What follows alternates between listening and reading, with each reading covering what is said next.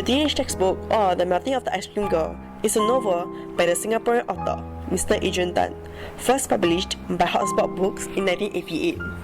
The book was a bestseller in Singapore and was followed by a sequel, The Teenage Workbook, in 1989. It is a light-hearted look at the lives of 4 students in Singapore as they embark on their junior college journey. The 2 books sold over 50,000 copies. Mr. Tan wrote the books while he was an undergraduate law student at the National University of Singapore. In 1998, the Teenage Textbook was made into a film, The Teenage Textbook Movie. The film was well received critically and topped the Singapore box office for 4 weeks, beating Hollywood offerings. It was also made into a stage play by the Necessary Stage. My name is Carson, and with me is Ishan. We are from Guangyang Secondary School. Back in the 1980s, the Teenage Textbook was written by a law undergraduate who wrote because he needed to finance his education. The book was very well received and was top under the Times Bookshop bestsellers for several months. Today, 26 years later, we are very honored to have with us the author of the Teenage Textbook, Mr. Adrian Tan. Hi Mr. Tan, thank you for taking time out from your busy schedule to see us. It's my pleasure. Okay, first we would like to ask you some questions about your book.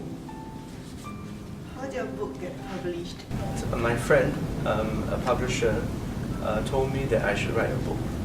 So I said I didn't know how to write fiction, but he said he would help me by telling me the most important rule, which is to write about something you know.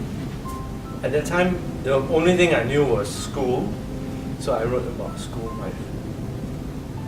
So I thought that I wanted a book title that would be unusual and interesting and would be mysterious and strange.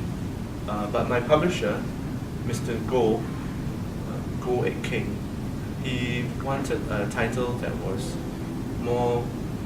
that had more mass appeal, that people could relate to and immediately understand what the book would be about. I think that the book and the movie did well in focusing on boy-girl relationships, as during the times such relationships were starting to surface.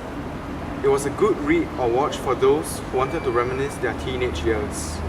After watching the movie, I feel that I can relate to the scenes and the problems that were filmed.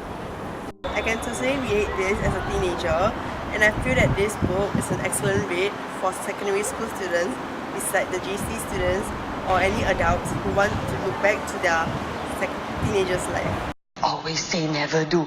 Ma, it's been a difficult time at school, okay? What's so difficult? This is only the beginning. Hey, Mrs. Pua say her daughter every day come back early. Ma, can we talk about this some other time? Every day I see your father, So I want to faint. And his daughter go where? Go disco. I never go disco. Then go where? Go out with boyfriend. Hey, you don't think you are so clever, I never do anything wrong. I just go to school, then sometimes I go out. It's not easy, okay? I am trying. Teenagers nowadays are probably smarter and nicer. Teenagers in my time, we were quite ignorant. That's because we didn't have a lot of information in those days. And I think we were very shy and we're not very interested in stuff. And nowadays, teenagers are very clued in. They have opinions. They can write very well. So I think it's looking up. It's improving. I think teenagers would face the same problems. There's always a struggle to fight for more freedom than their parents are willing to give them.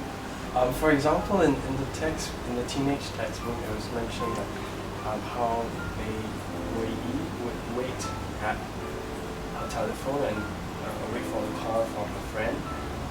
Nowadays, I don't think teenagers would be doing that. It's good to have high expectations.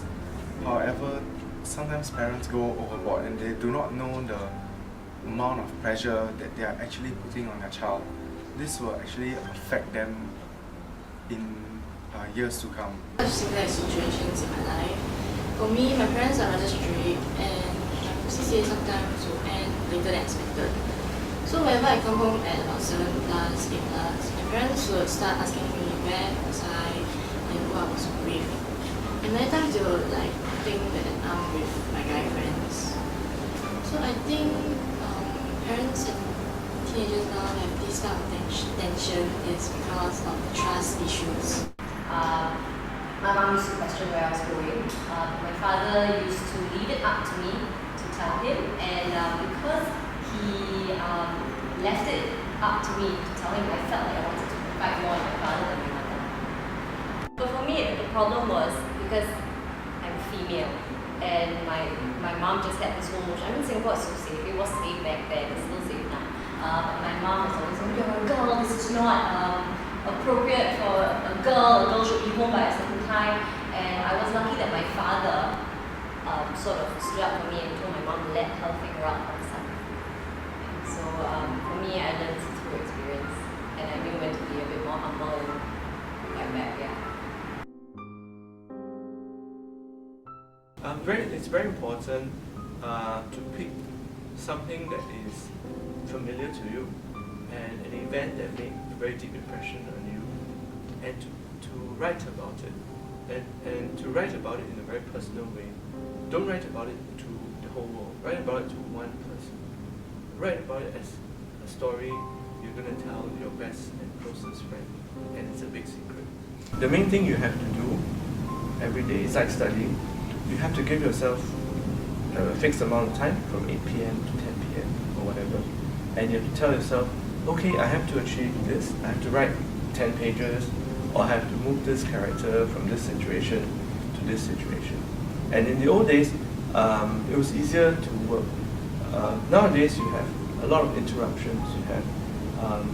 You are in touch with everybody constantly, whether on your smartphone or your laptop. If you want to write and if you want to study, you have to turn off all these distractions and you have to be very focused.